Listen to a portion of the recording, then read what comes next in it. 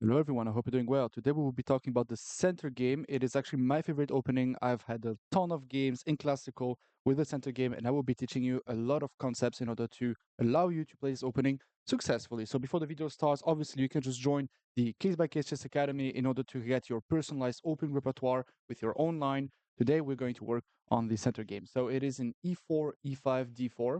So what I've done in the past is that I have played queen c4 a lot, but I never had any great results. I will just go straight forward to the lines and explain to you how to play this position for both sides. First of all, queen e3 is the best move, and the reason is very simple. The way we will be handling this position is basically attacking on the king side with the 4 versus 3 that we currently have, and we will basically push f4. And why queen e3? Very simple. We don't want to face any moves like bishop e6 with tempo, with the queen on c4, and it doesn't really matter, but it can complicate the game, especially in rapid and blitz, or even like in classical. It just puts your opponent in a lot of, it just gives your opponent hope that the position won't be so hard. With queen e3, it's not quite the case. So usually black goes knight f6, and the way you should be handling this position here as white is very important. You should be starting with bishop d2. Why? Let's just say you go knight c3. Then black can simply play something like bishop to b4, then let's just say bishop d2, d6, castles, castles, which is the usual setup we are getting as white. We would like to be able to play f4, but we don't enjoy having the rook along the e file that is extremely active. The knight is under constant pressure. d5 can happen. This is just not agreeable as white. So instead, we play bishop d2 because now let's just say you don't play bishop b4, but you play bishop e7. Then after knight c3, d6 to prevent e5 because e5 is usually a threat. Castles, castles, f4, rook e8. Notice that there is nothing happening along the e file because the bishop is misplaced, and that just makes us capable of going knight f3 and just start to push those pawns. Now, let's just say that after bishop d2, black goes bishop b4 anyways. This is probably the best way of handling this position. Then after a3, captures, captures, castles, castles, rook e8, f4. The positions are usually equal, but very, very hard to play. Let me just check very quickly what the engine shows, because a lot of you will be analyzing with the engine, so I just want to be matching what you will tell me. But yes, indeed, there is a line here which is basically a force to draw. There's basically knight takes e4, knight takes back, followed by d5. But if people don't know this, and this is super hard, and here you can basically, I think, if I'm not mistaken, play knight f6. Very good. So you're basically giving the piece back. Queen takes is not possible due to checkmate, so they have to play pawn takes. But now after queen g3, let's just say king h8 and bishop d3, we are down a pawn as black, but this is super hard. Honestly, this is one of the hardest positions to ever play. We will basically play something like knight f3, then queen h4, and if f5, knight g5. For example, let's just say a6, knight f3, bishop e6, for example, queen h4, which threatens mate, f5, knight g5. This is just to show you a very small example. And if black ever tries to play f5, then we always have the move knight g5. We will not play e5 on our own because we would like to keep this bishop open, and we don't want to give away the e5 square back to the knight. So this would basically be a problem. Now we have a small main line right there. We'll just put the PGNs as clear as I possibly can. So this is just a thing, and if black knows this, and this is probably a draw, at least the games are findable and playable. Now, let's just talk a little bit more about bishop e7 because this move still has a little bit of venom. Let's just say knight c3, castles, castles. It does happen sometimes that after d6, f4, black goes for knight g4. And here the only move is very difficult. You have to play queen to e1. Why? Let's just say you play queen to g3. Then after bishop h4, no matter where you go, you have a problem. Either knight f2 or knight d4, and the positions are very, very complicated. If knight f2 here, I think we have g3, which is saving the day, because in case of captures, you can just capture on h4, and this is obviously trapped. So I think black has to play something like knight d4 first, and then queen d3, c5, and this is very complicated, very, very complicated.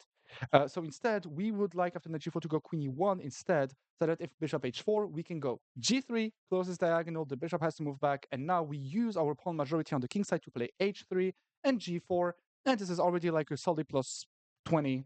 Let me just turn on the engine. I think it's plus 4. Yeah, it's 4.5. So the threat is very simple. I will just show you how the games basically look like. For example, rook e8, g5, h4, and the games usually look like this. This, knight f3, e5, we usually start to attack. This is, you just need a little bit of practice in order to win those positions, but we really just push e5, we just straightforward attack the king, and there's basically nothing black can do in this position. But I would still invite you to recheck those lines. You can use the PDF that is, of course, in the description in order to understand how to improve your opening repertoire game by game, because obviously an opening repertoire has to be built up with your own chess games. Or you can go on how to get better chess.com in order to get your personalized opening repertoire. But okay, so this is basically the thing in this position. There are also some other setups, like for example b6, and after knight c3, bishop c5, but you can simply play queen g3, winning a tempo. Castles is a small trap. Don't play bishop h6 because of knight h5, and you might be in trouble, and you don't want to be in trouble. So usually people play stuff like f4 here, or long castles, it doesn't really matter, bishop b7, f4, and the positions are very, very similar one to the other. You really focus on e5, knight f3, bishop d3, and basically on the kingside attack. I just realized that I got bitten by a mosquito, so on right there on my face. So if you spotted the right time in the video, you can just write it in the comment section, but I think a mosquito just destroyed me on my forehead. So just let me know, that would be a pleasure. But okay, now we have everything regarding those lines. We can just keep another one. We can just keep going. So now that we have everything regarding those lines, isn't there anything that I've forgotten? I mean, if people play knight c6, which sometimes does happen, I would be recommending you to just capture, because after knight takes, you have f4 and knight f3, and it would basically look like a king's gambit. You can go watch the future upload or the last upload about the king's gambit, and you will get bam. You will basically understand why controlling all of those squares in the center matters. All right. That was actually a pleasure. Hopefully, I haven't forgotten anything. No, wait. Actually, there is a way of playing here as black, and I have to share with you. It's in case of bishop e7, knight c3, d5, which is probably the best way of handling this position as black. Everything here is equal. As white, you better stay focused on capturing on d5 and then playing queen to g3. If I'm not mistaken, I'm mistaking a little bit. It's too fast. First, we trade to play 92, so we would like to castle, but we don't want to lose the pawn. You know, this would just be a nightmare, obviously. So we go 92, and after 92, black usually castles. We go knight c3. Black goes queen h5 to prevent us from castling. After which we can just play queen e2, and after queen g6, important, we don't long castle because of knight b4, and there are a lot of troubles. If you have to play bishop d3 and get your pawn structure destroyed, then obviously you don't want to live that.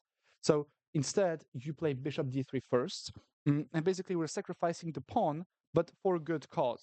We are going to attack, and the engine says it's equal. So from Brack's perspective, you can just study that why it's equal. And from White's perspective, you should just practice this opening as much as possible in order to find the good ways of actually attacking and going for a brutal attacks the whole time. All right, I think we have talked about everything. If there's anything else I can share with you, just let me know in the comment section. That would actually be a pleasure. We will meet then in the near future for the upcoming video lessons. See you in the future. Take care.